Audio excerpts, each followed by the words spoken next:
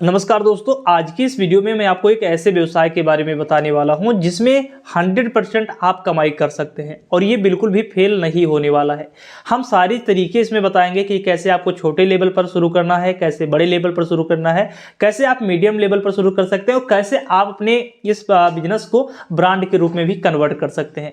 तो चलिए सीधा हम पॉइंट पर आते हैं। तो जिस बिजनेस के बारे में हम बात कर रहे हैं वो बिजनेस है मसाला, यानी कि यहाँ पर स्पाइस प्रोसेसिंग बिजनेस के बारे में हम बात कर रहे हैं। यानी कि आपको खड़े मसाले मार्केट से खरीदने हैं, उसको प्रोसेसिंग करना है, जो भी उसमें प्रोसेस होता है, जैसे कि उसका अच्छे से चुनाव करना है, सही मसाले को अलग करके खड़ा मसाला उसको पिसाई करना है, पिसाई करने के बाद सारी प्रोसेसिंग करके पैकिंग करके ब्रांडिंग करके और मार्केट में सप्लाई करने तक, यहाँ सारी चीजें हम आपको बताएंगे। तो चलिए बिना देरी किए हम पूरी चीजें जानते हैं। उससे पहले आप चैनल को सब्सक्राइब कर लीजिए, क्योंकि सब्सक्राइब करने में आपका कोई भी पैसा नहीं लगने वाला है। जब पैसा लगेगा जब आप बिजनेस शुरू करेंगे और कोई इन्वेस्टमेंट करेंगे। इससे क्या फायदा होगा? अगर आप चैनल सब्सक्राइब कर लेते हैं तो आपको बेहतरीन वीडियो या बेहतरीन बिजनेस से जुड़ी जानकारी मिलती रहेगी। तो देखिए, किसी भी बिजनेस को स्टार्ट करने से पहले हमें मार्केट रिसर्च खुद करना है, अपना बजट तैयार करना है। मार्केट रिसर्च में आपको पता चलेगी कि क्या सच में इस प्रोडक्ट की मार्केट में डिमांड है या नहीं है, और बजट आपका अपना तैयार करना है कि आपको किस लेवल पर शुरू करना है। स्मॉल स्केल इंडस्ट्री शुरू करनी है, मीडियम स्केल इंडस्ट्री शुरू करनी है, या फिर लार्ज स्केल इंडस्ट्री शुरू करनी है। तो ये आप जैसे ही आप मार्केट रिसर्च करते हैं तो ये सारी चीजें आपको पता चल जाएंगी। हो सकता है आपको लग रहा हो कि इस व्यवसाय के क्षेत्र में कंपटीशन ज्यादा है, क्योंकि आपको लग रहा होगा जैसे बड़े बड़े ब्रांड जैसे राजेश मसाला, एमडीएच मसाला, इसके अलावा बहुत सारे जो मसाले की बड़ी बड़ी ब्रांड हैं वो ऑलरेडी मार्केट में है और काफी अच्छे क्षेत्र को कवर कर रखी है। लेकिन ऐसा बिल्कुल भी नहीं है। यहाँ पर जो मसाले का क्षेत्र है, यहाँ पर 20% सिर्फ जो ब्रांडेड कंपनियां हैं उन्होंने कवर कर रखा है और 80% के क्षेत्र पर लोकल कंपनियों का कब्जा है। तो ऐसे में आपको भी 80% क्षेत्र मिलेगा अपने जो बिजनेस की मार्केटिंग करने के लिए। अब हम चलिए जानते हैं कि इस व्यवसाय को शुरू करने के लिए आपको मशीनरी की कौन कौन सी जरूरत पड़ेगी। तो सबसे पहले आप लोकेशन का चुनाव कर सकते हैं। लोकेशन का चुनाव जरूरी नहीं है कि आप किसी मार्केट में दुकान लें या शॉप लें, आप अपने घर से इस व्यवसाय को शुरू कर सकते हैं। घर में या कहीं भी प्लांट लगाकर व्यवसाय शुरू किया जा सकता है। अगर आप छोटे लेवल पर शुरू करना चाहते हैं तो आपको एक पिसाई करने के लिए मशीन लेनी पड़ेगी। ये तो मशीन जो पिसाई करने के लिए मशीन होती है ये तो नेसेसरी हो जाती है। अब मेन बात आती है इसको प्रोसेसिंग करके, पैक करके, ब्रांडिंग करके फिर बेचने की। देखिए, जैसे एक बार आपने मशीन इंस्टॉल कर लिया तो इसमें मेन मशीन है पिसाई करने की, दूसरा पैकेजिंग करने की। तो इसमें पिसाई करने के लिए मशीनें रेडी कर लिया है, इंस्टॉल कर लिया है। तो यहाँ पर आप डिपेंड करता है कि आप जो पैकेजिंग करने के लिए आपको मशीन का पर इन्वेस्टमेंट करना है वो किस लेवल पर करना है। इसके लिए आपको प्रोडक्ट जो आप लॉन्च कर रहे हैं वो किस तरीके का लॉन्च कर रहे हैं उस पर डिपेंड करेगा। आप मार्केट फिट प्रोडक्ट अगर लॉन्च करेंगे तो इसमें आपको ब्रांड बनाना पड़ेगा। अब इसके लिए आपको एक अच्छा पाउच बनवाना पड़ेगा, सिलेंडर बनवाना पड़ेगा, प्रिंटिंग करवाना पड़ेगा, फिर आप अपने इस बिजनेस को स्टार्ट कर सकते हैं। हालांकि इस तरीके का व्यवसाय शुरू करने के लिए इन्वेस्टमेंट ज्यादा होता है। यहाँ पर अगर हम बात करें, यहाँ पर ब्रांड अगर बनाना चाहते हैं तो पाउच की प्रिंटिंग के लिए आपको अच्छा खासा इन्वेस्टमेंट करना पड़ेगा।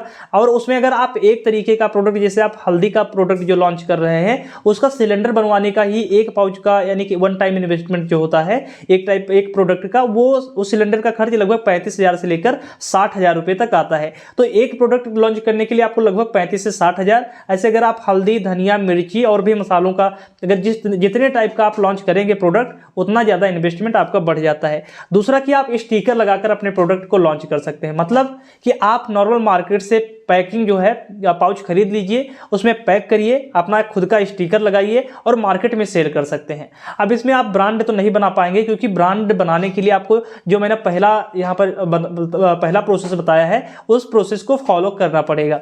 तीसरा इसमें है कि आप खुद का वाइट प्रोडक्ट पैक करके आप इसे मार्केट में बेच सकते हैं। इसके अलावा आप चौथा खुला जो आपने जो भी पिसाई किया है उसे खुले अपने एरिया में बेच सकते हैं, थोक रेट में भी बेच सकते हैं, इसके अलावा फुटकर भी बेच सकते हैं। तो इस 4 तरीकों में से जो भी आपको कंफर्टेबल लगे, जितना भी बजट है उस अनुसार आप शुरू कर सकते हैं। मान लेते हैं कि अगर आप ब्रांड में ही डील करना चाहते हैं, ब्रांड ही अपना यानी कि अपना प्रोडक्ट लॉन्च कर रहे हैं, वो ब्रांड के रूप में ही लॉन्च कर रहे हैं, तो आप मानकर चलिए कि पैकेजिंग में आपका अच्छा खासा इन्वेस्टमेंट हो जाने वाला है। लगभग आपको 1.5 लाख रुपए की मशीन मिलेगी, जिसमें आप 5 ग्राम से लेकर 500 ग्राम तक की पैकेजिंग कर सकते हैं। इसमें आप धनिया कर सकते हैं, मिर्ची कर सकते हैं, लहसुन कर सकते हैं, कोई भी ड्राई फ्रूट्स वगैरह है उसको कर सकते हैं, चिप्स कर सकते हैं। तो ये सारी चीज़ों को आप इसमें कर सकते हैं। अगर आपको ख़रीदना है तो आप कई सारी वेबसाइट हैं इंटरनेट पर, वहाँ से सर्च कर सकते हैं या फिर हमारा नंबर आपको मिल जाएगा, आप कॉल करके भी हमसे पर्सनल डिस्कशन कर सकते हैं। ठीक है, अब यहाँ पर बात आती है कि एक बार आपने ये सारी चीज़ें डिसाइड कर लिया तो आप अब इसकी प्राइसिंग आप खुद डिसाइड करेंगे कि क्या प्राइस आपको रखना है। मार्केट में आपको रिसर्च करना है कि मार्केट में जो प्रोडक्ट आप लॉन्च कर रहे हैं उसकी क्या प्राइस चल रही है, होलसेल में फुटकर में क्या प्राइस चल रही है। वो सारी चीज़ें जब आप तय कर पाएंगे तभी आप अपने प्रॉफिट का भी मार्जिन उसमें सेट कर पाएंगे कि हमें इतना प्रॉफिट मार्जिन लेना है। इसके अलावा आपको डिज़ाइन तय करना है कि अगर आप ब्रांड अपना डाल रहे हैं, अपना प्रोडक्ट लॉन्च कर रहे हैं तो उसमें आपको डिज़ाइन किस तरीके की रखनी है, क्योंकि आज के समय में मार्केट में वही बिकता है जो दिखता है एक्चुअल में। तो आपको यहाँ पर डिज़ाइन को भी खुद ही डिज़ाइन करना है, फिर आपको लोगो डिज़ाइन करना है, फिर आपको प्रोडक्ट का नाम रखना है। प्रोडक्ट का नाम या फिर अपने जो ब्रांड का नाम भी यूनिक होना चाहिए। प्रोडक्ट का नाम तो नॉर्मल, जैसे आप हल्दी का बेच रहे हैं तो हल्दी तो रखेंगे ही, उसमें कोई बड़ी बात नहीं है, लेकिन यहाँ पर ब्रांड का नाम भी रखना बेहद ज़रूरी है और यूनिक ब्रांड का नाम होना भी ज़रूरी है। इसके अलावा आपको पैकेजिंग करने के लिए भी जरूरत पड़ती है। देखिए, अगर हम बात करें, अगर आप सबसे सस्ता वाला, अगर आप छोटे लेवल पर छोटा इन्वेस्टमेंट करके मसाले का व्यवसाय शुरू कर रहे हैं तो आपको वाइट लेवल पर वाइट पैकेजिंग करके उस पर अपना लेबल चिपका कर इसे अगर शुरू करेंगे तो बहुत कम इन्वेस्टमेंट में हो जाएगा। देखिए, आप अगर इसे करना चाहें तो आपको पाउच का जो खर्चा आएगा, आप पर पाउच का लगभग 20 से 25 पैसे मार्केट से अगर आप खरीदेंगे 20 से 25 पैसे या फिर 50 पैसे तक आपको पर पाउच पर इन्वेस्टमेंट आएगा। इसके अलावा आप क्या करें, एक सीलिंग के लिए आपको मशीन मिल जाती है, लगभग 16,000 से स्टार्ट हो जाती है और 35-40 हज़ार रुपये में आपको हैंड से सीलिंग करने या पैकेजिंग करने का मशीन मिल जाता है।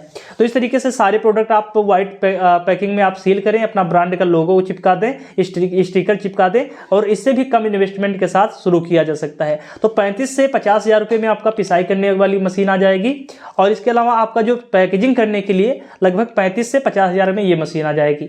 बाकी आप पर डिपेंड करता है कि आप जो पैकेजिंग के लिए जो पॉलीथीन या पाउच मंगवाएंगे वो कितना आप पैकिंग कर रहे हैं, उस हिसाब से पर डे का या जब भी चाहें आप एक स्टॉक के रूप में मंगा सकते हैं।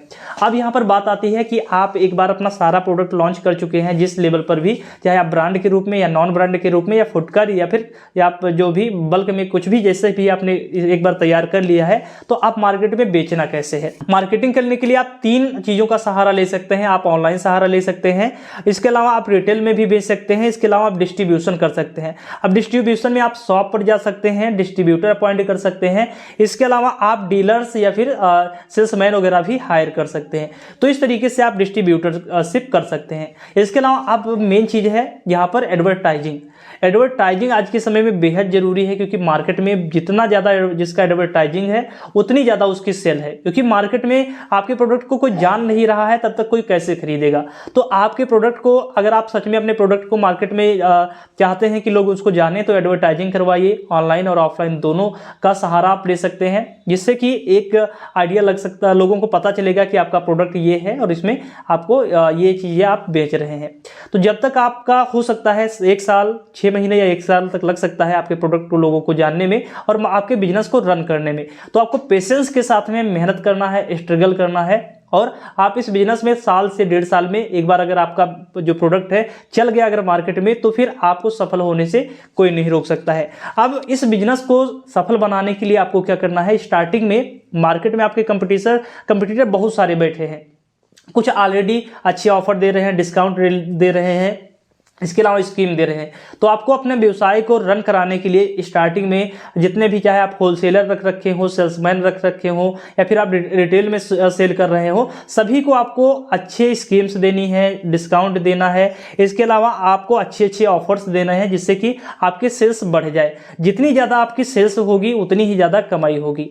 अब एक चीज़ के लिए आप रुक रखे होंगे कि इसमें आखिर प्रॉफिट मार्जिन क्या होने वाला है। देखिए, हर एक प्रोडक्ट पर अलग अलग प्रॉफिट मार्जिन होता है।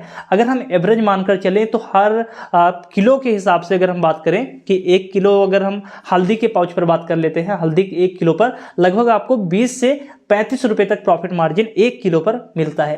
तो यहाँ पर आप जितना ज़्यादा मार्केट में सप्लाई कर पाएंगे उतना ही ज़्यादा आपको प्रॉफिट मिलने वाला है।